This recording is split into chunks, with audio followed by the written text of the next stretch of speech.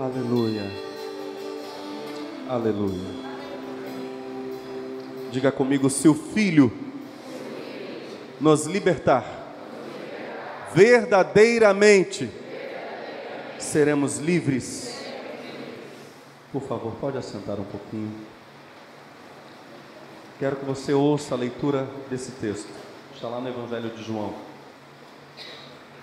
São palavras do Senhor Jesus, a partir do verso 29. E aquele que me enviou está comigo. O Pai não me tem deixado só, porque eu faço sempre o que lhe agrada. Dizendo ele essas coisas, muitos creram nele. Jesus dizia, pois, aos judeus que criam nele: se vós permanecerdes na minha palavra, verdadeiramente sereis meus discípulos, e conhecereis a verdade, e a verdade vos libertará. Responderam-lhe: somos descendência de Abraão, e nunca servimos a ninguém, ou, em outras traduções, nunca fomos escravos de ninguém. Como dizes tu, sereis livres?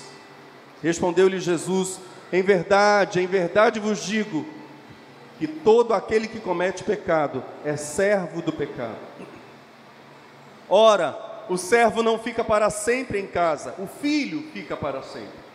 Se, pois, o filho vos libertar, verdadeiramente sereis livres. Bem sei que sois descendência de Abraão, contudo procurais matar-me, porque a minha palavra não entra em vós. Eu falo do que vi junto de meu pai, e vós fazeis o que também viste junto de vosso pai. Responderam-lhe e disseram-lhe: nosso pai é Abraão. Jesus disse-lhes: se fosseis filhos de Abraão, faríeis as obras de Abraão. Amém? João 8, de 29 a 39, nos falam de um Cristo libertador.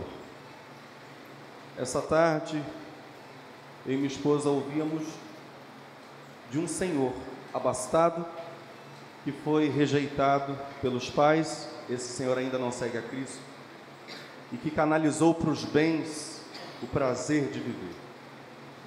A única coisa que esse senhor precisa é respirar o ar da liberdade. Nessa noite eu quero falar sobre o Cristo que liberta e do que Jesus nos liberta. Mahesh Chavda, um hindu convertido a Jesus Cristo, nos conta uma história maravilhosa, fato real. Diz ele que isso aconteceu quando o Senhor revelou para ele os maravilhosos princípios da cura divina, durante uma cruzada evangelística no país chamado Haiti. Conta Mahesh Chavda, Deus operou tremendos milagres naqueles encontros. Contudo, os sacerdotes locais de Vodou e feiticeiros ficaram muito perturbados com os nossos ajuntamentos. Eles convocaram através do rádio todos os feiticeiros e bruxos para uma reunião com o objetivo de lançar uma maldição sobre a cruzada. Esse pregador, irmão Mahesh, disse: isto é maravilhoso, vamos ver o que eles podem fazer, pois eu tenho certeza que a glória do Senhor está ao nosso redor, e absolutamente nada pode nos tocar. E a glória do Senhor permaneceu naquela cruzada durante 7 dias. Durante uma daquelas reuniões, uma certa mulher, agora veja só, que havia nascido cega de nascença, foi trazida à frente por sua neta. Foram dias de concentração, 7 dias, e todas as noites aquela senhora vinha à frente com a mão no ombro da neta para receber oração. Por várias vezes aquela senhora recebeu o impacto do poder de Deus, da unção. Quantos aqui creem que a unção de conquista, de ousadia e de cura está neste lugar? Pois bem, essa senhora, naquelas noites, que tinha o problema de ser cega desde o seu nascimento, recebeu noite após noite o impacto da glória de Deus, e várias vezes caiu ao chão. Embora o Mahesh ex-hindu, agora um cristão, mal tocasse na senhora. Durante um daqueles momentos, sabendo que algo tinha acontecido com aquela senhora, Mahesh dirigiu-se a ela dizendo: como você está, vovó? Olhe para mim. Ela estava constrangida, piscou os olhos, que eram cegos, e disse: eu não posso ver. E o pregador disse: certo, que Deus abençoe a senhora. Ele orava por ela e nada acontecia. Isso aconteceu na terceira noite, na quarta noite, na quinta noite. Aquela senhora sempre ia à frente com a sua neta. Várias vezes era impactada pelo poder do Espírito Santo, caía até ao chão. O pregador tinha certeza que Deus estava fazendo algo na vida da senhora. O poder do Espírito Santo era genuíno sobre a sua vida, mas ele a ajudava a levantar-se do chão, fazia a mesma pergunta para ela, e ela dava a mesma resposta: eu ainda não posso ver. Mahesh conta que ele começou a se sentir embaraçado com aquilo. Ele estava constrangido. Meu Deus, por que o milagre não acontecia? No quarto dia, ele se preocupou com aquela vovó indo à frente receber oração. Mas aí ele orou dizendo o seguinte para o Senhor: Pai, obrigado porque ela não está esperando pela cura que eu possa realizar, mas pela tua cura, porque é o Senhor que opera maravilhas. A mesma coisa aconteceu no quarto dia. A senhora caiu debaixo do poder de Deus. Ele a levantou, perguntou para ela, e ela respondeu: eu ainda não posso ver. E ele dizia: o Senhor te abençoe. No sétimo dia e último dia da cruzada no Haiti, ele chama aquela senhora de a minha vovó predileta. Aquela vozinha, pelo sétimo dia, foi à frente, encostando ou com a mão no ombro da sua neta. Recebeu oração mais uma vez para a cura. Novamente o poder do Espírito Santo sacudiu o corpo frágil daquela mulher. Ela caiu ao chão nocauteada pelo poder do Senhor. O pregador pegou na mão dela, Mahesh Chavda, e disse: como a senhora se sente, vovó? E ela piscou os olhos negros e respondeu com regozijo: eu posso te ver claramente. Eu estou vendo claramente. Aquela mulher que era cega desde o seu nascimento, teve os seus olhos recriados ao sétimo dia, pelo poder de Deus, em uma cruzada evangelística no Haiti. Mahesh Chavda exclamou: que maravilha, aleluia, só o Senhor é Deus. Mas no íntimo do seu coração ele dizia: amém, mas Senhor, eu sei que o Senhor poderia ter feito isso desde o primeiro dia. Meses se passaram. Durante um período de jejum e oração, lá no sul da Flórida, onde Mahesh Chavda mora com sua família, ele estava jejuando e orando, e quando de repente na frente dele apareceu uma cena, a cena de quando ele estava orando por aquela vovó no Haiti.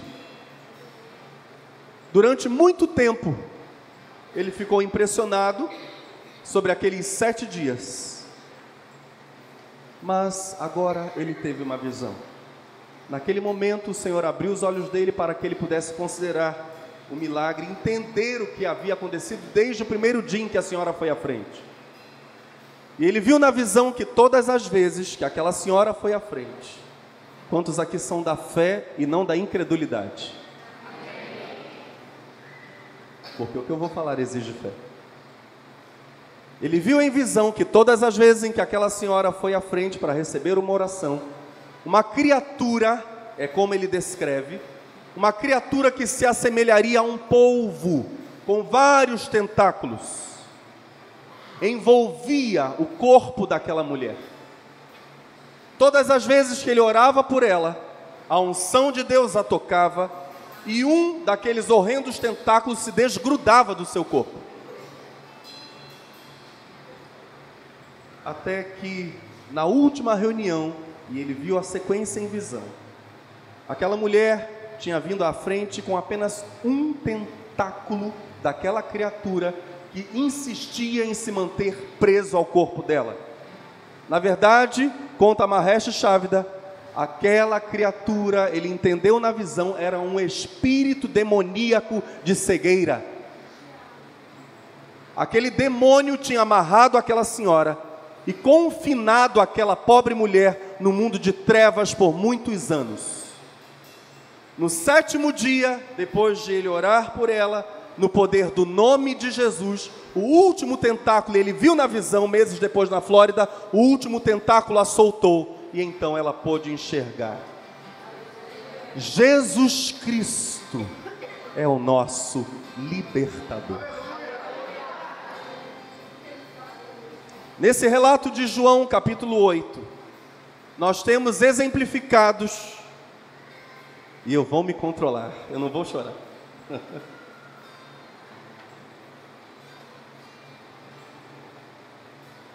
Alguns dos princípios expostos em João 8 aparecem na história da libertação dessa mulher no Haiti. E talvez você entrou aqui hoje, como Marcos Vinícius bem falou no momento dos cânticos, carente de libertação. Alguns princípios, eu quero na verdade citar 5 princípios que aparecem em João 8 na história dessa mulher e que também, em João 8 no texto lido, e também na história da libertação da mulher do Haiti. O primeiro princípio dos 5 é o seguinte: Cristo nos liberta, agora diga comigo, de cadeias que só Ele vê. Cristo nos liberta de cadeias que só Ele vê e que só Ele, portanto, pode revelar. Para os judeus, em João capítulo 8, eles eram um povo livre. Quando Jesus diz, conhecereis a verdade vos libertará, eles retrucam, mas como? Nós somos livres, nós não somos escravos de povo nenhum. Eles não sabiam da necessidade de uma libertação que Jesus via e eles não viam. Para os judeus, eles eram livres, mas Jesus vê o invisível. Jesus via que eles eram escravos. Para quem visse a vovó cega de nascença, ela era apenas uma senhora nascida cega. Até que foi revelado por Deus, meses depois da sua cura, qual era a causa espiritual e maligna da sua cegueira. Talvez haja em sua vida problemas que há tempos você trata como sendo questão natural. Talvez questões meramente psíquicas, meramente do seu funcionamento mental. Mas por vezes o fundo dessas crises, o fundo desses problemas é algo maligno. Se Jesus Cristo libertar você nessa noite, você será verdadeiramente livre. Cristo quer que nós respiremos o ar da liberdade. Essa história da senhora cega não me causa qualquer espanto, cega de nascença. Porque em dado momento nos evangelhos de Marcos e Mateus, a Bíblia nos conta a história de um menino que era jogado no fogo e na água. E o seu pai vai até Jesus pedindo a libertação do menino. E Jesus pergunta para o pai desde quando isso acontece com ele. E o pai responde desde quando ele era muito pequenininho. Desde sua tenra infância. Certa vez eu contei no Tadel a história de uma menina. Eu vi no Rio de Janeiro isso que eu vou contar para vocês. Um bebezinho num bercinho, dormindo, e a mãe dela foi a um culto de libertação que acontecia na nossa casa no Rio de Janeiro, nas quintas-feiras à noite. Porque a mãe dela estava vindo para Cristo O tio do bebezinho, uma bebezinha já tinha vindo para Cristo, estava trazendo a irmã para Cristo, mas aquela bebezinha tinha sido oferecida a entidades malignas, e aquela bebezinha, que nem sabia falar, manifestava demônios. Eu vi isso com os meus olhos no Rio.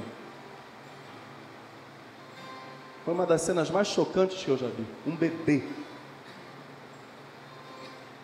Não me causa espanto a história dessa mulher.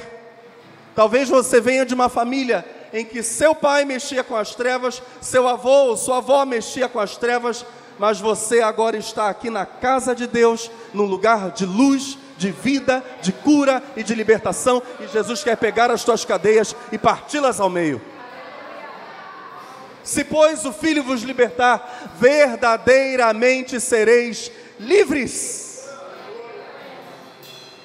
Cristo nos liberta de grilhões que só Ele vê e que só Ele pode revelar. Em segundo lugar, diga: Cristo liberta da solidão.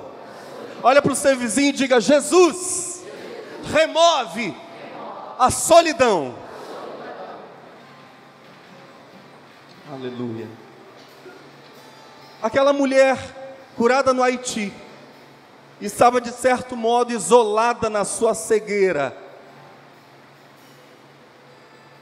De certo modo ela estava amarrada, confinada e só na sua aflição, no seu problema. Jesus arranca um homem e uma mulher da solidão.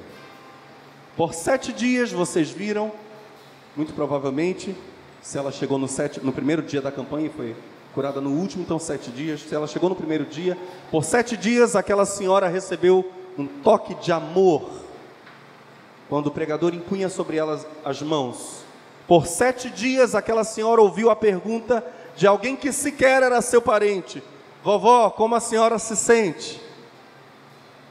Deus estava criando, é verdade, um vínculo de amor entre a cega cativa e o homem de Deus. Por inúmeras vezes, a Bíblia deixa claro que a unidade com homens e mulheres de Deus é parte do caminho da unidade com Deus. Por vezes a nossa libertação se processa por meio de pessoas que Deus vai colocando no nosso caminho. Homens e mulheres que Deus vai pondo no nosso caminho para nos livrar do mal. Gálatas capítulo 4, eu gostaria que você desse muita atenção para essa fala do apóstolo Paulo, porque ela é absolutamente surpreendente. Gálatas 4, versos 13 e 14, veja o que Paulo diz: e vós sabeis que primeiro vos anunciei o evangelho estando em fraqueza da carne, possivelmente enfermo, e não rejeitastes, nem desprezastes isso, que era uma tentação na minha carne, era um problema para mim e um problema para vocês, a minha enfermidade. Antes, olha o que Paulo diz para os Gálatas: antes me recebestes como um anjo de Deus, como Jesus Cristo mesmo.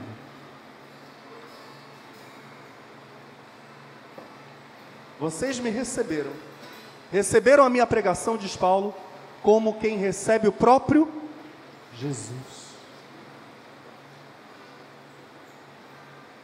Paulo está dizendo isso para afirmar como os Gálatas foram abençoados na sua atitude, entendendo que Deus envia os seus mensageiros, as suas mensageiras. Em 2 Reis, capítulo 4, versos 8 a 17, nós temos a célebre história da Sunamita, uma mulher da terra de Sunem, que prepara um aposento para o homem de Deus.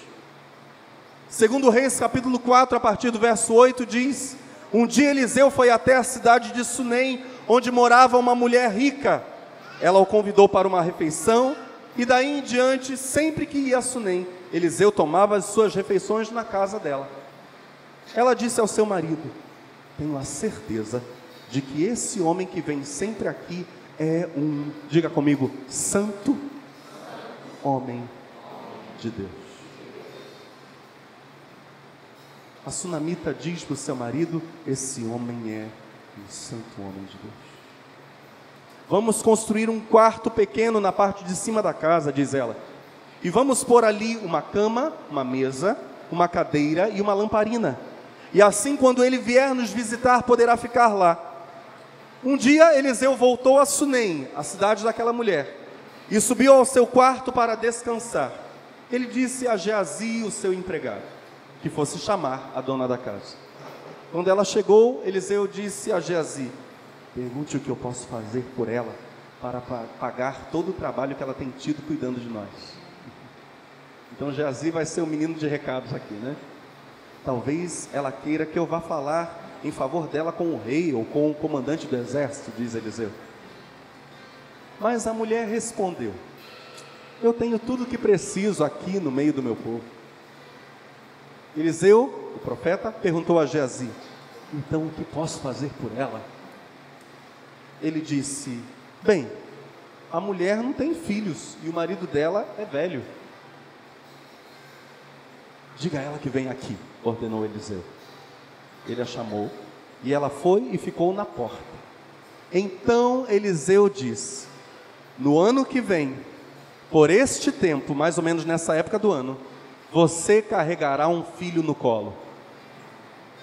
A mulher exclamou: por favor, não minta para mim, o Senhor é um homem de Deus. Diz o verso 17, e o último que eu vou ler: mas, como Eliseu tinha dito, no ano seguinte, no tempo marcado, ela deu à luz um filho. Aquela mulher sunamita preparou um aposento para a glória de Deus que acompanhava o homem de Deus. Por ter feito isso, veio sobre ela a glória que acompanhava o homem de Deus e ela teve um filho. Cientes disso, vamos voltar para João capítulo 8. Naquele texto, o processo libertador de Cristo aparece, e eu quero usar agora uma versão de Eugene Peterson chamada A Mensagem, e reler um trecho desse texto para vocês. Então, Jesus dirigiu a palavra aos judeus que diziam crer nele: se vocês permanecerem comigo, vivendo o que eu ensino, sem dúvida são meus discípulos, então irão experimentar a verdade, e a verdade vai libertá-los. Diga: estar com Cristo continuamente liberta. Cristo é o único que nos liberta da solidão. E depois que Ele nos liberta da solidão, pela nossa união com Ele, diz a sequência de João, em A Mensagem fica bem evidente isso para nós, nós somos libertos da mentira. Se nós pegarmos as extremidades do texto, vamos ter o seguinte: disse Jesus: se vocês permanecerem comigo, a verdade os libertará. Então há um processo aqui. Primeiro, o homem se sente só, ou se descobre sozinho. Ele invoca a companhia, a presença de Jesus Cristo. Ele invoca continuamente essa presença e deixa de estar só. Mas então Cristo vem para fazer uma coisa. Ele vem para estar com esse homem, mas Cristo não estará calado. Ele vem para ensinar. Por vezes, lembremos, isso se dará mediante homens e mulheres de Deus colocados em nossa vida, cumprindo exatamente esse papel que Cristo quer que aconteça em nós.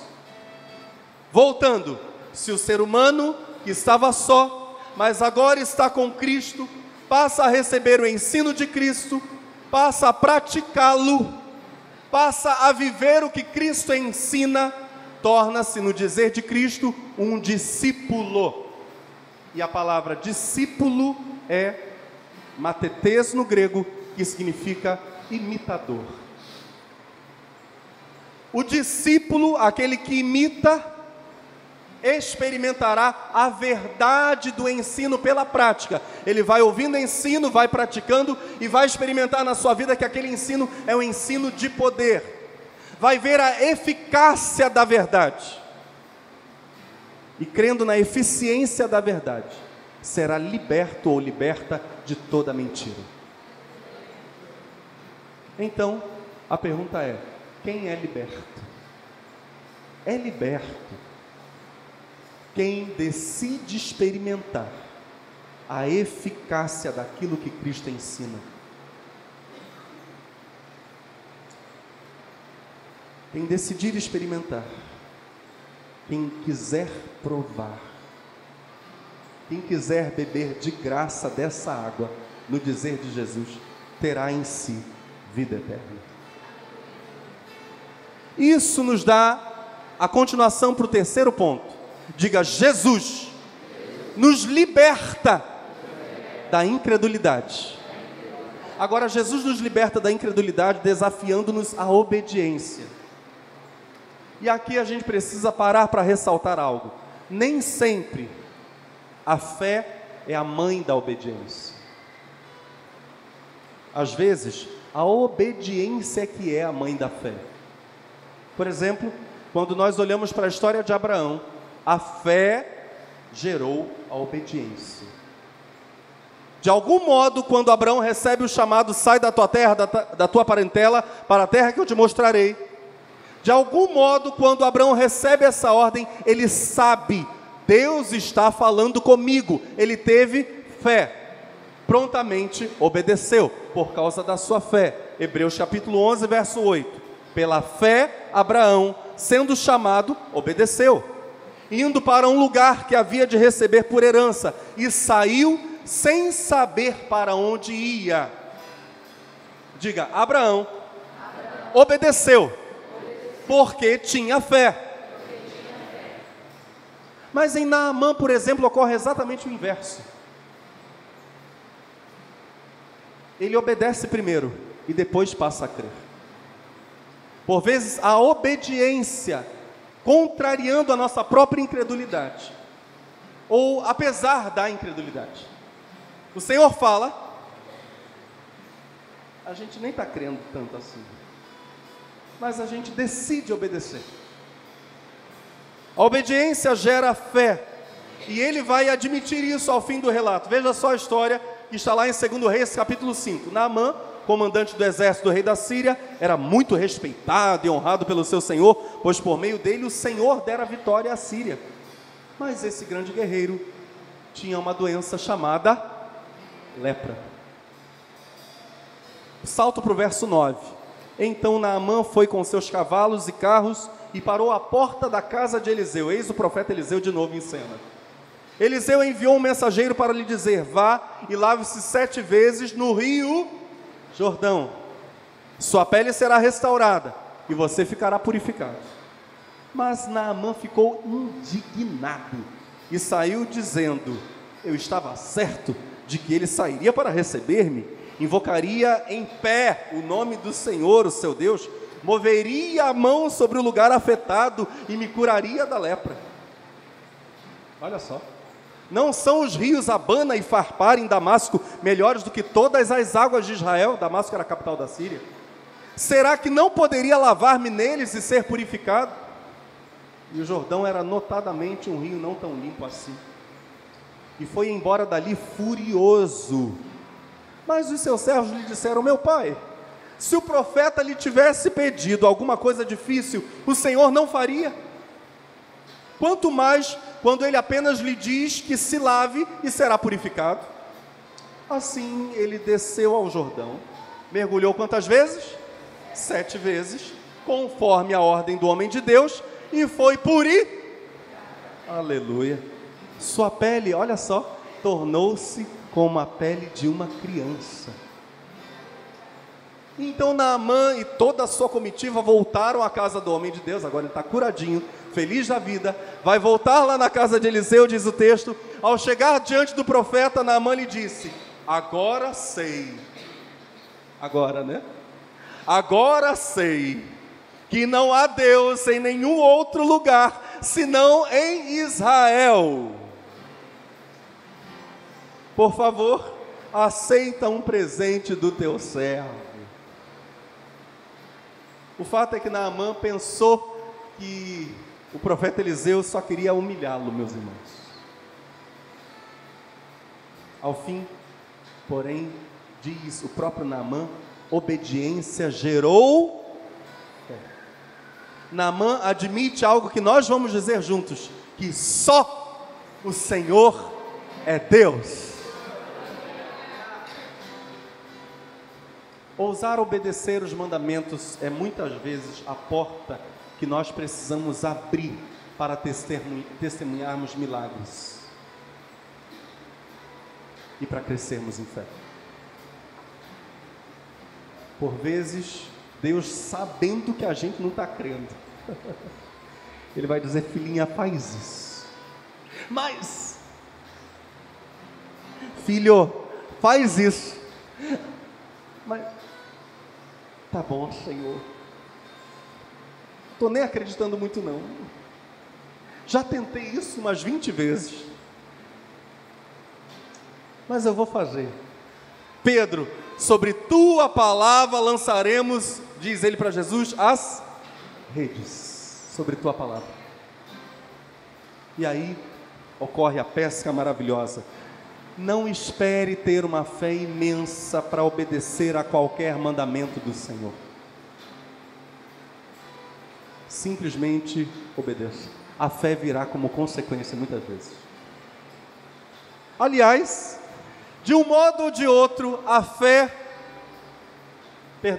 a bênção está frequentemente na obediência, seja ela filha da fé ou mãe da fé. Deus, nosso Pai, sempre derramará a sua bênção quando Ele encontrar a obediência. Sempre. Diga: Jesus, liberta da mentira e da ignorância. Relendo o texto de João 8, verso 29, e aquele que me enviou está comigo, diz Jesus. O Pai não me tem deixado só, porque eu faço sempre o que lhe agrada. Dizendo ele essas coisas, muitos creram nele. Jesus dizia, pois, aos judeus que criam nele: se vós permanecerdes na minha palavra, verdadeiramente sereis meus discípulos, e conhecereis a verdade, e a verdade vos libertará. Voltemos para a história da senhora cega. No caso dela, havia uma mentira implícita. Havia uma mentira oculta na sua história, na sua vida. Para chegarmos a essa mentira, eu quero usar 4 frases, 4 declarações. A primeira delas é a seguinte: a origem daquela doença. Qual era a doença da senhora? Cegueira. Desde quando? Nascimento. Primeira frase é a seguinte: a origem daquela doença era maligna. Estamos juntos? Frase número 2: a doença a acompanhava desde o nascimento, isto é, era uma doença que a medicina chama de doença congênita. Frase número 3: doenças congênitas, em sua maioria, não têm cura. Frase número 4, uma conclusão lógica, porém mentirosa. Se um feito maligno, olha só, se uma obra maligna for congênita, ou seja, acompanhar uma pessoa desde o seu nascimento, não há solução. Essa seria a mentira lógica na vida daquela senhora. Onde o dedo do maligno estiver agindo, seja desde o nascimento ou não, se a pessoa ou pessoas envolvidas buscarem o socorro de Jesus, a Bíblia é clara, Jesus libertará. A grande mentira do diabo na mente de um cativo é: você nunca será livre.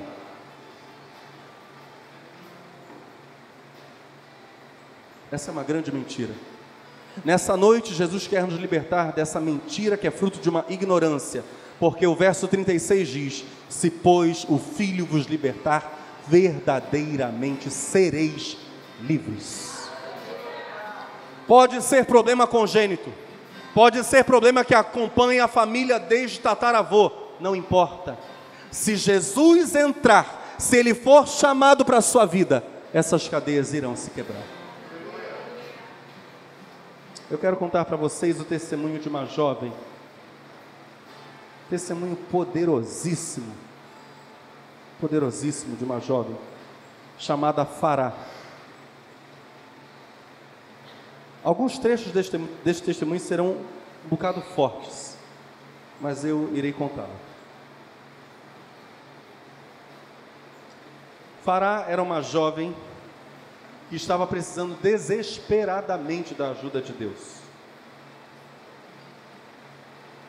Aquela jovem começou a frequentar a igreja do Brooklyn, mas à medida que ela avançava, um passo dava alguns passos para trás. O problema parecia ser insuperável, ser sem solução. O problema dela era muito complexo, muito grave. E mesmo a liderança da igreja, por vezes, pensou que não havia saída. Qual era a história daquela jovem? Preste atenção. Voltamos ao mesmo país onde a senhora cega de nascença foi curada, Haiti. Fará nasceu no Haiti, que é o país mais pobre do hemisfério ocidental. O sofrimento causado pela pobreza não era o mais grave. O mais grave na vida daquela moça é que ela foi abandonada pela mãe quando a mãe foi para os Estados Unidos. E essa moça foi abandonada logo após o seu nascimento. Foi criada pelo pai e pela madrasta, numa pensão de propriedade da família. Nessa pensão, desde os 6 anos, Fará sofria abuso sexual do irmão da madrasta e de outros pensionistas. Essa menininha estava convencida de que ninguém acreditaria na sua palavra. Até entrar na juventude, manteve o seu pesadelo em segredo. Certo dia, o pai saiu para trabalhar e nunca mais voltou. O pai sumiu. Ela foi mandada para a casa de uma tia. E não demorou muito, a tia morreu por causa de AIDS. Aí Fará foi morar com a sua avó. Quando estava com 10 anos, foi mandada para os Estados Unidos, agora de volta para a companhia da sua mãe.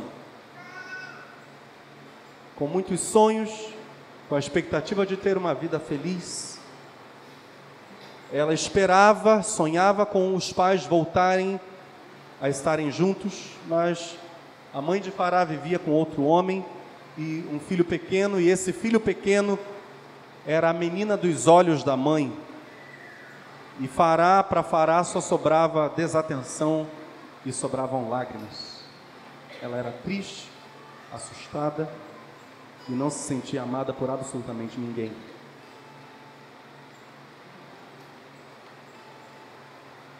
A história da menina prossegue no dia em que ela, no colégio, se interessa por um rapaz, ou na verdade o rapaz se interessa por ela, e passa a acompanhá-la até sua casa com frequência.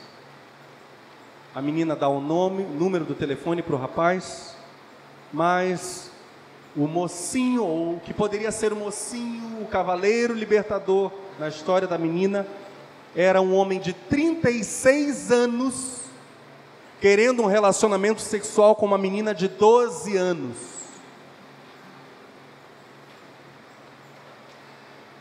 Essa menina que não se sentia amada por ninguém, tenta se agarrar ao único relacionamento sólido que encontra, mas ela só se destrói e o seu coração se enche de rebeldia, de raiva. E a mãe, evidentemente, é contra aquele relacionamento. A mãe manda a filha para a Flórida e o pai reaparece a essa altura do campeonato na história dessa menina. O pai, que há tantos anos estava sumido, aparece. Ele está morando com outra mulher, mas a menina vai então morar com o pai na Flórida. Ela abre o coração para o pai sobre o abuso que tinha sofrido desde a tenra infância. E, por incrível que pareça, em vez de o pai protegê-la, ele também passa a abusar da própria filha. Essa menina passa a não ter mais vontade de viver. Ela vai crescendo com um ódio mortal no coração. Ela tirava relativamente boas notas no colégio, apesar do seu conflito emocional, mas ela quer, na verdade, se matar. A madrasta, mulher do pai de Fará, começa a desconfiar das atitudes do marido com a própria filha e manda a menina ir morar em outro lugar, manda de volta a menina para Nova York. Ela está que nem bola de ping-pong de um lado para o outro. E ela vai, por fim, morar com o segurança de um colégio num apartamento no Brooklyn. Nesse meio tempo, uma pessoa convida a jovem para ir à igreja. Ela vai, mas não estava interessada em religião. Tinha conhecido algumas doutrinas de algumas seitas e concluiu que nenhuma doutrina tinha resposta para os problemas dela. Mas a amiga insistiu. Fará assistiu o culto. Pela primeira vez na vida ouviu essa notícia: existe um Deus no céu que ama a todo ser humano. Ela ouve a mensagem de salvação e descobre: Deus me ama. Ela sente uma força estranha, uma ternura, se sente atraída em direção à luz. Ela quer abrir o coração para Jesus, mas uma sombra, é como ela descreve, uma sombra, uma resistência sombria, começa a impedi-la de se render inteiramente a Cristo. Inicia-se ali uma batalha pela conquista da alma da jovem Fará. Agora ela está grávida. Um dia, sozinha no colégio, ela aborta. Essa experiência causou uma ferida profunda no seu coração, e ela começou a ter inveja da alegria que os cristãos tinham. Quando ela tinha contato com algum cristão, com essa amiga do colégio, ela começou a invejar os crentes. Aos 19 anos, ela fica grávida novamente, dá à luz a uma menina, e a mãe, sabendo que ela agora era avó, Fará tinha dado à luz a menina, fica com vergonha da filha e dá as costas para a filha e para a neta. Fará tenta se afastar do namorado, mas já tinha vivido com ele quase a metade da vida. Está muito vinculada. Ela decide voltar a morar com ele, mesmo depois de ter sido expulsa de lá do apartamento dele. De novo ela vai à igreja, só que dessa vez sai um grito do seu coração. Jesus liberta, meus irmãos. O grito dela é: Deus, eu preciso da tua ajuda. Um dos pastores tomou conhecimento da história dessa moça, encaminhou-a para o pastor titular da igreja. Numa noite de terça-feira, ela está no gabinete conversando com o pastor Jim Cymbala. Ele olha para ela e ele conta: eu estava diante de mim com uma linda jovem de 21 anos, carregando uma criança nos braços. Eu não tinha ideia do passado doloroso e do medo que aquela jovem tinha de conversar comigo. Ela estava certa de que eu a expulsaria da igreja tão logo ouvisse sua história, conta o pastor Jim Cymbala. Ele vai ouvindo o relato de Fará, começa a chorar. Ele fala muito abertamente isso, ele começa a sentir raiva dos homens que abusaram daquela menina. E de início ele diz: filha, o que você tem de mais importante para fazer agora é iniciar um forte relacionamento com Deus. Mas o que ele faria? Essa menina, essa jovem agora não teria mais como voltar para aquele apartamento. O pastor Jim entra em pânico, vai orar com a moça e começa a chorar e dizer: Senhor, eu não sei a solução desse problema. Eu não faço ideia do que fazer, mas eu sei que o Senhor tem a solução. Ele liga para um amigo em New Hampshire, e esse amigo, chamado George, dirigia uma missão chamada New Life, Vida Nova, uma organização para cuidar de mulheres abusadas, mulheres desamparadas, mulheres com problemas sérios. E o pastor Jim, conversando com o George, diz: George, você tem como me ajudar? O problema é esse, e esse, e esse, e esse. Eu estou com uma jovem de 21 anos e ela tem um bebê e eu não sei para onde mandar essa menina. E George, do outro lado da linha, respondeu: pastor Jim, não sei o que dizer. Quando ele falou isso, Jim Cymbala disse: meu Deus, ele não pode dizer para mim que ele não pode fazer nada, Senhor, e agora? Mas George arrematou: não sei o que dizer, mas vamos acomodar Fará e seu filhinho, sua filhinha. Manda para cá, nós vamos cuidar dela. Aquela moça foi para a missão New Life, entregou-se a Cristo, foi batizada. Um ano depois, ela ficou grávida de novo. Um ano depois teve um novo bebê. Coincidentemente, quando ela chegou com o bebê na igreja para apresentar o bebê ao Senhor, o pastor Jim Cymbala, da igreja do Brooklyn, estava lá em New Hampshire pregando. E ela disse para ele: pastor, o senhor pode apresentar meu bebê ao Senhor? Ele disse: claro, filho. E ele conta que pegou aquela criança, o segundo filho de Fará, apresentou para o Senhor, começou a chorar, a chorar, a chorar e a chorar. A igreja não estava entendendo, não era a igreja dele, a igreja não estava entendendo o que estava acontecendo, mas ele e aquela jovem, agora liberta, agora com o seu coração cheio de amor, e ela conta todo o ódio, toda a raiva por tudo que ela sofreu, Jesus simplesmente removeu do seu coração. Agora essa jovem com o seu segundo filho estava liberta, sarada, celebrando nova vida em Jesus Cristo, juntamente com o pastor Jim Cymbala, juntamente com mais um bebê. Jesus Cristo pode mudar a nossa história, pode nos fazer livre, quer nos fazer livre, ainda que o diabo diga: o teu caso não tem jeito. Jesus Cristo tem jeito para o nosso caso. Tem jeito. Quem olhasse para a história de Fará diria: não tem jeito. Como essa jovem pode ser curada? Eu quero ir para o último ponto. Diga: Jesus Cristo nos liberta de seguranças falsas.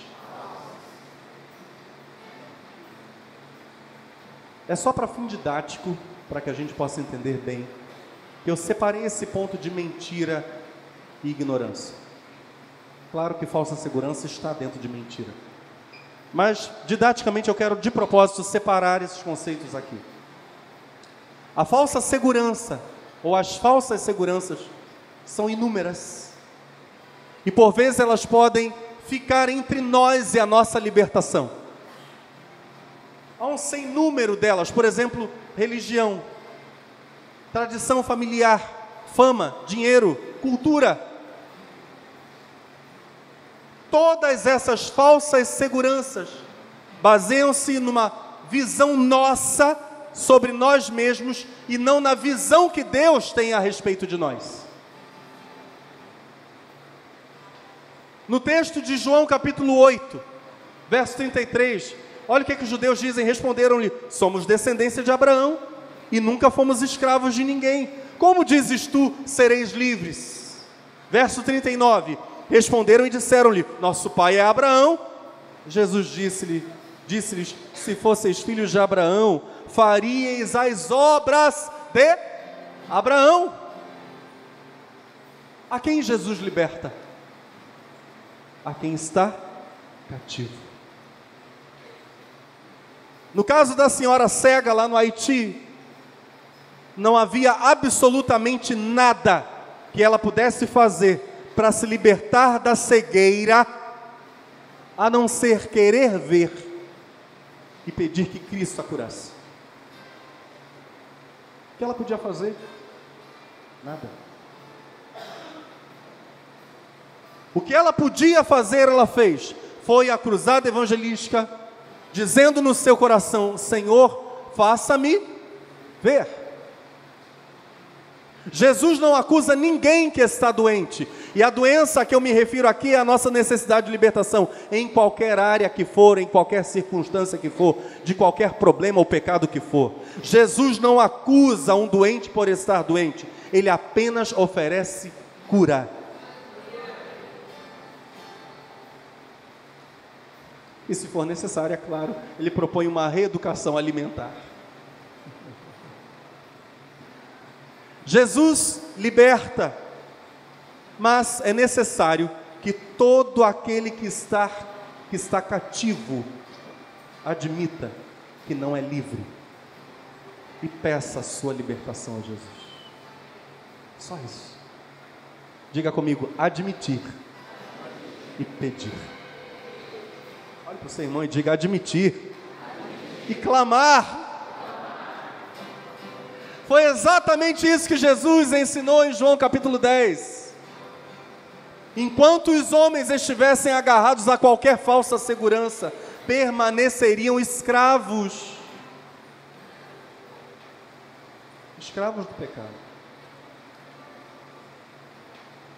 Em João 10, último texto que eu quero ler, Jesus explica no verso 39: vim para julgar o mundo, vim para dar vista aos cegos, e para mostrar àqueles que julgam ver, que afinal, são eles os cegos.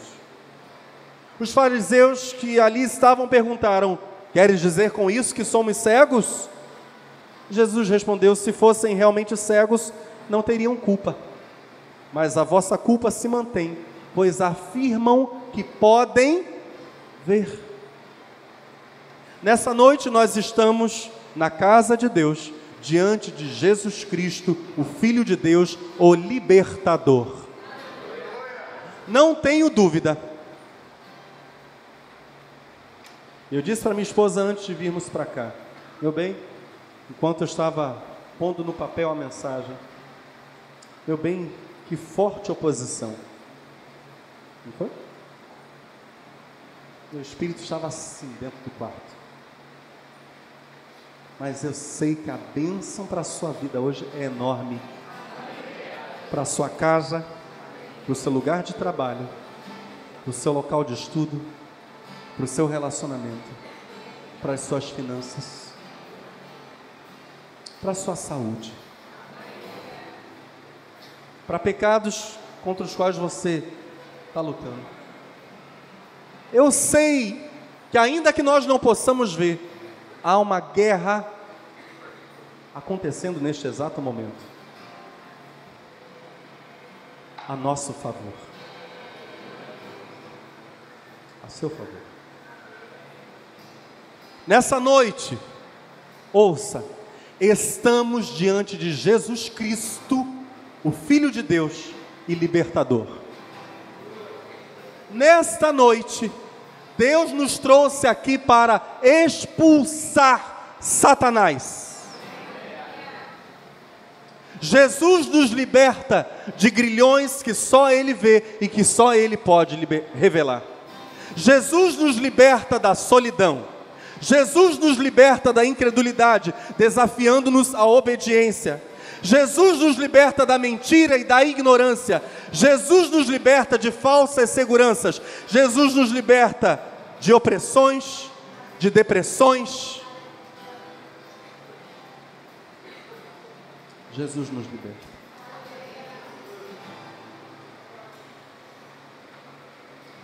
E se você precisa ser liberto ou liberta, por aquele que é o Filho de Deus, morto e ressurreto em nosso lugar. Ele venceu Satanás na cruz do Calvário.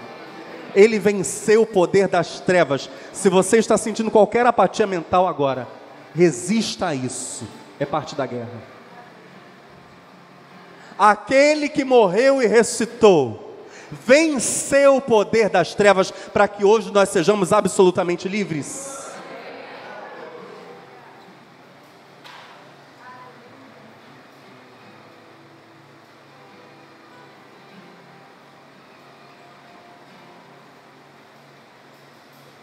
Pesadelos, visões estranhas, calafrios, medo, confusões mentais, doenças que ora aparecem numa parte do corpo, ora em outra. Jesus Cristo está aqui para te libertar. Incapacidade de permanecer firme na fé, você dá um passo para frente e 20 para trás. Jesus Cristo está aqui nesta noite para te libertar.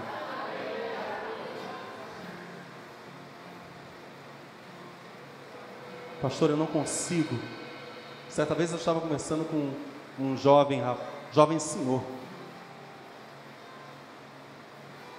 Ele disse, olha só, ele disse: pastor, eu não consigo crer, eu não consigo ter fé. Nós fomos orar por ele. Oramos por ele, oramos pela esposa dele. Quando oramos pela esposa dele, demônios se manifestaram e foram expulsos da vida dela.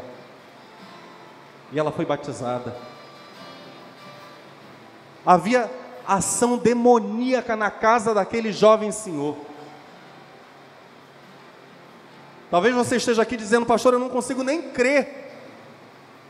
Às vezes eu estou aqui no culto, o poder de Deus está se manifestando e vozes começam a lutar comigo, dizendo: não é verdade, não ouça isso, não acredite nisso. Já houve culto aqui, a mensagem sendo pregada e gente fazendo assim, ó. Jesus, o Senhor, está aqui para trazer liberdade. Liberdade, respirarmos o ar da liberdade e dizermos: Jesus, eu tenho paz agora, eu tenho sossego agora no meu coração, eu tenho alegria, eu acordo, eu deito, eu ando, eu entro, eu saio, e o meu coração está em paz, eu sou feliz. Há uma linda canção que diz: sou feliz com Jesus, meu Senhor. Se paz, a mais doce que deves gozar, se dor a mais forte sofrer, aleluia, ó, seja o que for, tu me fazes saber que feliz com Jesus sempre sou feliz com Jesus. Olhe para ele. Sou feliz com Jesus, meu Senhor. Sou feliz com Jesus. Sou feliz com Jesus, meu Senhor. Por favor, fique de pé no seu lugar. Jesus maravilhoso.